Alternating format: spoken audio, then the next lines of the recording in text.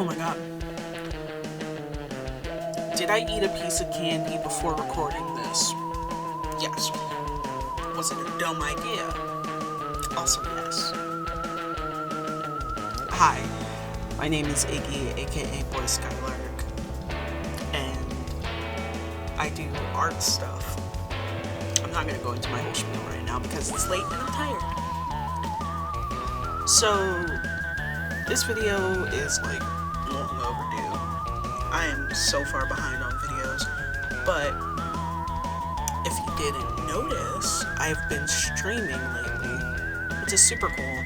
I've noticed that I have a lot more flexibility and success with streaming here on YouTube. I attempt to stream every Monday and Friday if I don't have work. If I do, I will usually make a post on the community tab and be like, hey, I can't stream. Last Friday, it was either last Friday or last Monday that I didn't stream, but that was just my body being like, existing is pain. So, I am doing a character redraw in this video. I will get into my thoughts on the actual process towards the end, but for now, I would like to talk about a few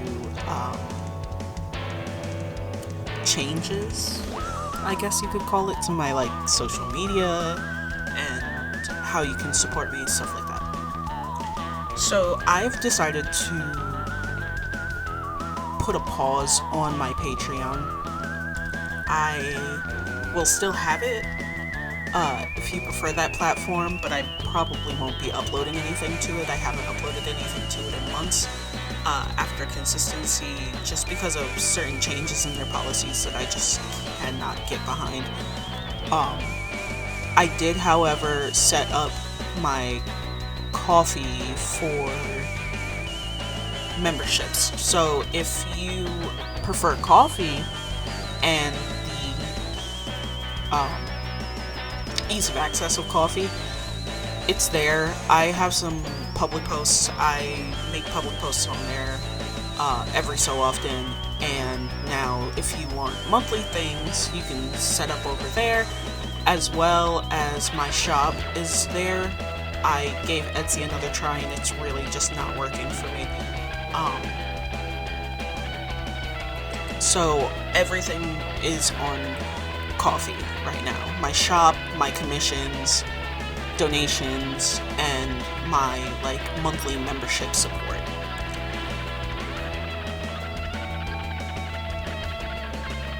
I think that was the major thing. The other major thing is that, as you saw with my other streams during October, I am trying to get back into doing traditional art. If you've been subscribed to me for a while, or if you simply just go through my channel, you notice that a lot of my older videos are traditional. So I'm gonna get back into doing traditional videos, just to really keep my artistic flow going. I've been in ADHD burnout for the last month and a half. Burnout on top of not being able to work because the way that my job system works, if there's no assignments, I get no work. And then they call me and then they're like, do you want work? And I'm like, yeah, but where is it? And I live in Florida, so if it's not 5 minutes next to you, it's 45 minutes away.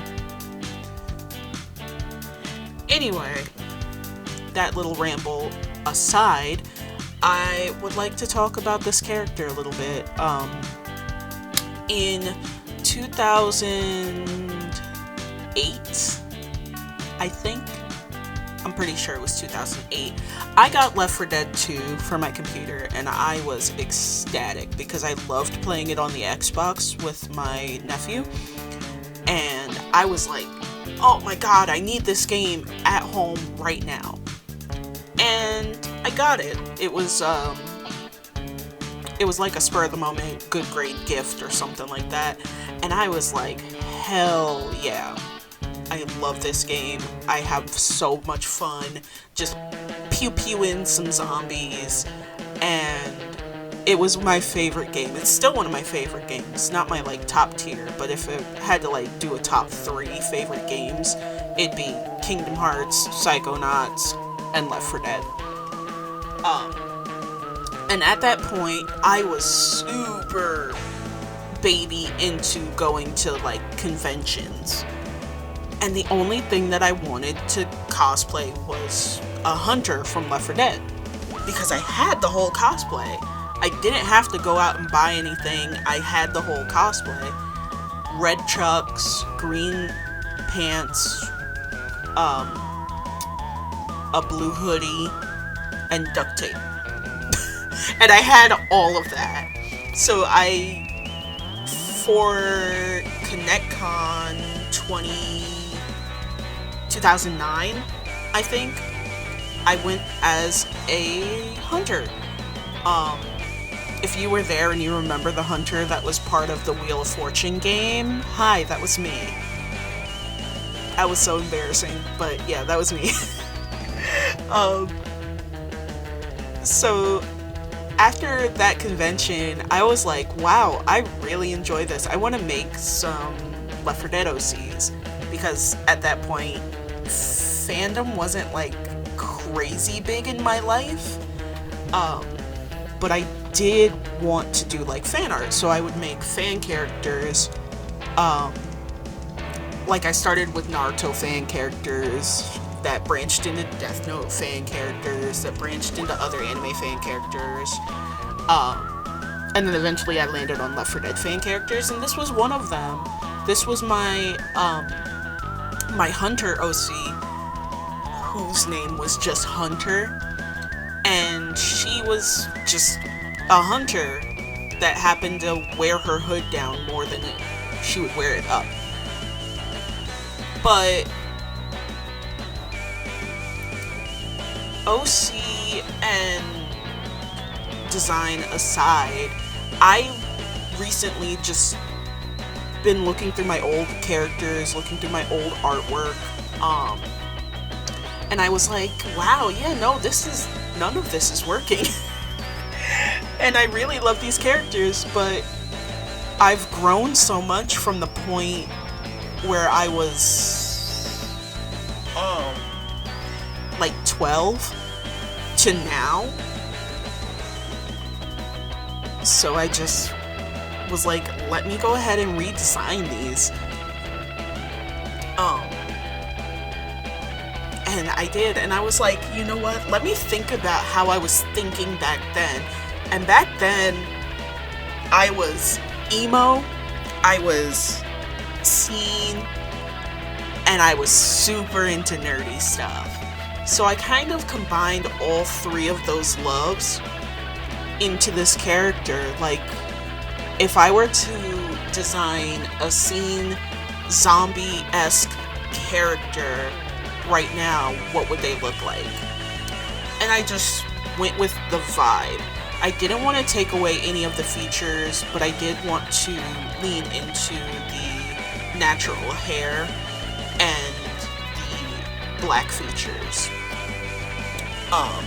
Because in the original, which I didn't put in this video, I apologize for that, but in the original, the character had like a super anime face. So the big super anime eyes, no lips, no nose, and that's it. It was not my best work. Let's put that where it is. But it was fun. It was a fun character to work with. And overall, I was like, let me keep the vibe of a scene kid or a scene adult and run with that. So I was like, if I was seen when I was 19 and not depressed, what would I look like? And also, if I identified more female leaning, what would I look like? What would I wear? And I was like, you know what?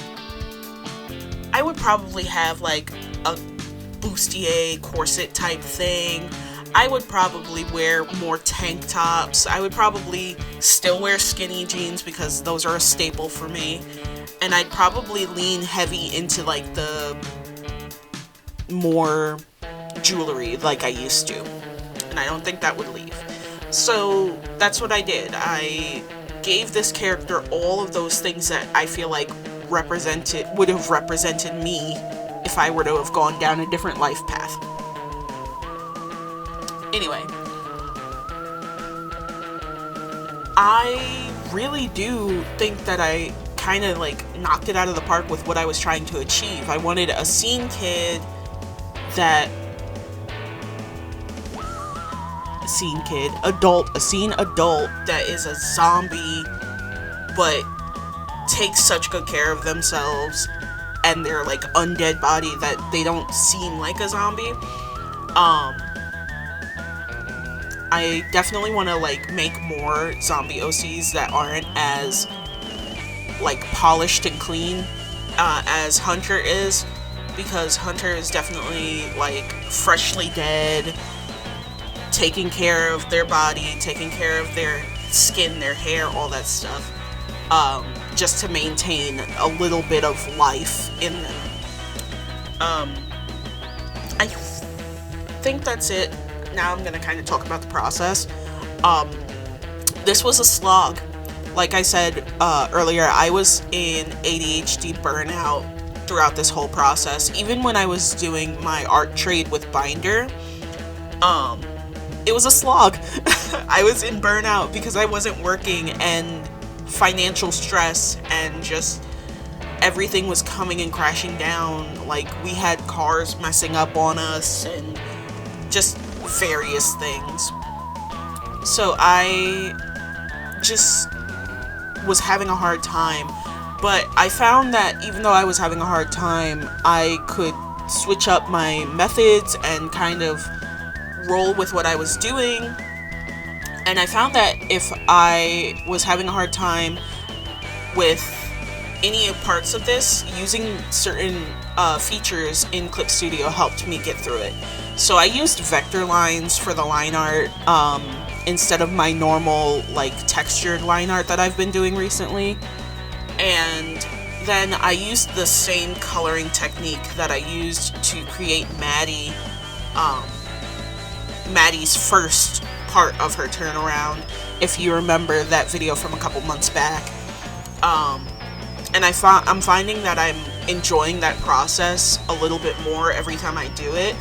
I also realized while doing this that I know enough about lighting and shading to get by, but I can definitely be better. Like, I do intend to make a lighting and shading tutorial, but I feel like there's still so much for me to learn about lighting and shading